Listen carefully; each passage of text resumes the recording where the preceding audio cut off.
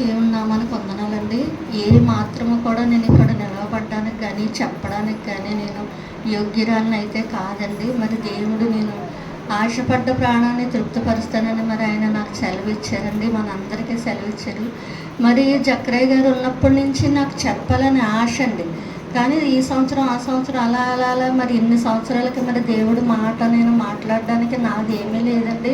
మీ అందరూ ప్రోత్సాహం దేవుడు నాకు ఇచ్చిన ఈ తలంపుతో నేను చెప్పాలనే ఆశ అయితే నాకు ఉందండి. మరి నేను ఏమైనా తప్పుగా చెప్పానా? నేను చెప్పే మాట ఏంటంటే మరి దైవం చెల్లి నాకు రెండో మాట ఇచ్చారండి. 23 అధ్యాయం అండి. నేను చెప్పే మాట ఏంటంటే అండి మరి ఇదిగో ఆయన ఏమి చేయుచున్నారో వీరికి తెలియకుండా ఉన్నది. నీవు నాతో కూడా పరదేశిలో నిత్యము నాతో కూడా పరదేశిలో ఉందువుగాక అని మరి దేవుడు మరి దొంగకి సెలవిచ్చారండి. మరి వివరించడం నాకు రాదండి, మీరు అర్థం చేసుకోండి. మరి అదేంటంటే ఎడమ పక్క దొంగ కుడి పక్క దొంగ ఇద్దరు దొంగలో కూడా మరొక దొంగ మరి ప్రభు గారు ఎప్పటి నుంచి అయితే మరి చెరసాల్లో ఉన్నారో మరి వాళ్ళు కూడా ప్రభుతో పాటు ఉన్నారండి. వారిద్దరు కూడా మరి వెడం పక్క దొంగ అంటున్నారండి. ప్రభువా నువ్వు నిన్ను రక్షించుకొని మమ్మల్ని కూడా రక్షించవచ్చు కదా అని అడిగినప్పుడు ఆయన ఇంకో దొంగ అంటున్నారండి. ఏమనంటే ప్రభువా నీతో పాటు నన్ను కూడా నీ రాజ్యంలో జ్ఞాపకం చేసుకో ప్రభువా అని మరి చెప్తున్నారండి. మరి మాటలు నాకు ఇచ్చినందుకు మరి దైవజనులకి మరి వచ్చిన అమ్మగారు అందరికీ కూడా వందనాలండి. మరి ఈ మాట ఇక్కడితో నేను ముగిస్తున్నాను. ఇంకో 2 మాటలు చెప్పాలని నాకు ఆశ అయితే ఉందండి.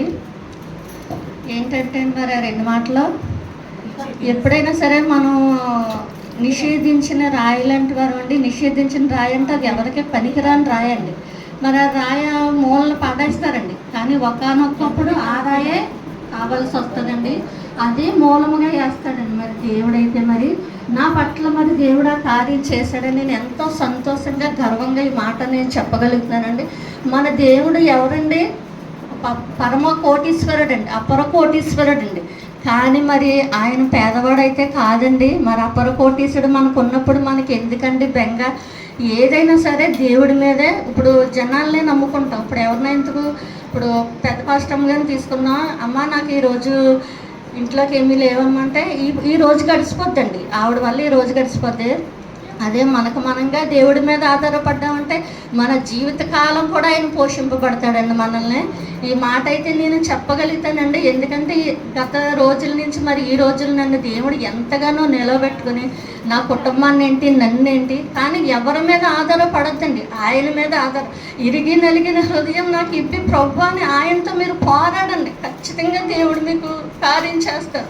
నాకు చేసిన దేవుడు, ఈవిడికి చేసిన దేవుడు, ఆవిడికి చేసిన దేవుడు మీకు ఎందుకు చేయడం చేస్తాడు. గొప్పగా చేసే దేవుడు. మన దేవుడైతే పేదోడు కాదండి.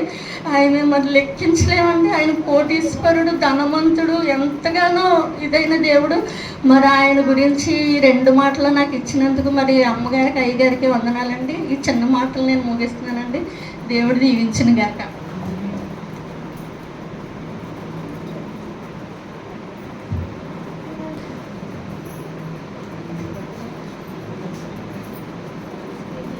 రెండో మాట వివరించిన తల్లిగారికి వందనాలు తెలియజేస్తున్నాము.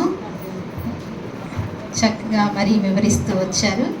తల్లిని కూడా అందరూ కూడా మిమ్మల్ని అభినందిస్తున్నారు. దేవుడు మిమ్మల్ని దీవించి ఆశీర్వదించును గాక.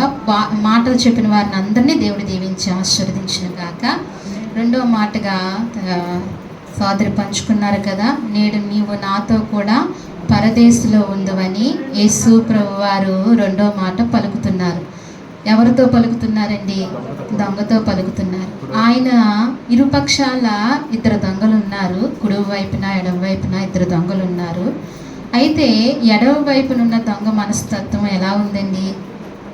ఎలా ఉంది? నీవు దేవుడు అయితే నీవు రక్షించుకుని నన్ను కూడా రక్షించు. ఆ మాటలో ఏం కనిపిస్తుందండి? ఆ మాటలో ఎంత ఏళ్ళను కనిపిస్తుంది, ఎంత అహంకారం కనిపిస్తుంది. పశ్చాత్తాపం అంటూ లేదు తన మనసులో కానీ తన హృదయం. తను ఏ స్థితిలో ఉన్నాడు? సిలువ వేసిన స్థితిలో ఉన్నాడు. భయంకరమైన పరిస్థితిలో. సిలువ అంటే మాటలా కదండి, అది నరాలన్నీ కూడా లాగేస్తాయి. సిలువ వేయటం, పైకి నిలబడటం అంటే మాట్లాడి నరాలన్నీ లాగేస్తాయి. అలాంటి ఘోరమైన స్థితిలో కూడా ఆ మాట ఎలా పలకగలిగాడు? నీవు దేవుడు అయితే నిన్ను నువ్వు రక్షించుకుని మమ్మల్ని కూడా రక్షించమని అంటున్నాడు. అయితే ఆ మాటలకు కానీ, ఆ మనస్తత్వానికి కానీ, ఆ హృదయానికి కానీ దేవుడు అంగీకరించలేదు. దేవుడు ఎవరిని అంగీకరించాడు? ఎడమ వైపు ఉన్న దొంగ ఏమంటున్నాడండి? దేవా, నీ రాజ్యంలోనికి వెళ్ళిన తర్వాత నీవు, కుడివైపున దొంగ, నీవు రాజ్యంలోకి వెళ్ళిన తర్వాత నన్ను జ్ఞాపకము చేసుకోయా. ఎంత వినయంతో అడిగాడో చూడండి. అంటే దేవునికి ఇష్టమైనది మనం ప్రతిసారి చెప్పుకుంటాం. దేవునికి ఏమి ఇష్టం అండి?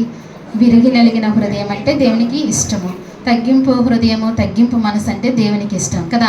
ఆ సిలువ పైన ఆయన కూడా అలాగనే చూశారు. ఆ కుడివైపున దొంగను అంగీకరించాడు. ఆయనకు ఆ కుడివైపు దొంగ అవసరం. ఏంటండి? ఆ కుడివైపు దొంగ అవసరం. ఎందుకు అవసరం అంటే, ఇంకా మాటలు లోతుగా వెళ్ళాలంటే కనుక ఏదైనా ప్రభు సెలవిచ్చారు, ఏదైనా సాక్ష్యము కలిగి ఉండాలంటే ఒకరి సాక్ష్యంతో ఒకరి మాటలతో సరిపోదండి. ఎంతమంది ఉండాలి?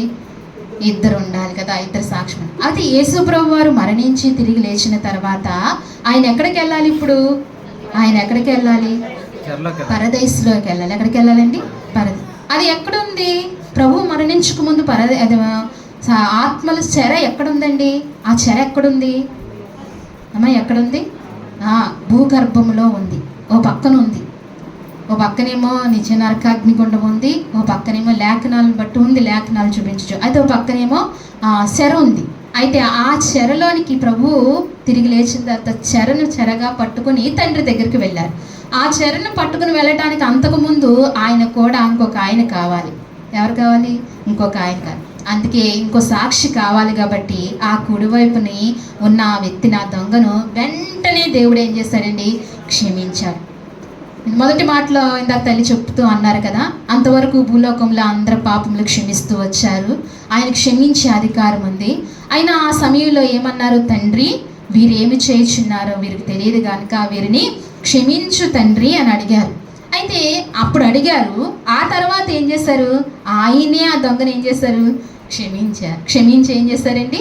వెంటనే ఆయనతో పాటు అక్కడ తీసుకెళ్లారు, ఆత్మల దగ్గరికి తీసుకెళ్లారు. అంటే ఆదాము మొదలుకొని అప్పటి వరకు మరణించిన ఆత్మల దగ్గరికి ఆయన వెళ్ళి అప్పుడు అంటున్నారు, నేను మీ కొరకు క్రయదానం ఇచ్చాను. ఏమంటున్నారండి? నేను మీ కొరకు క్రయదానం ఇచ్చాను. ఆయన గాయాలు చూపించారు. నా ఒక్క సాక్ష్యమే పనిచేయదు కదా, ధర్మశాస్త్ర ప్రకారంగా ఇంకో నేను కూడా మరో వ్యక్తిని తెచ్చానని చెప్పి ఆ దొంగ కూడా ఏం చేశాడు?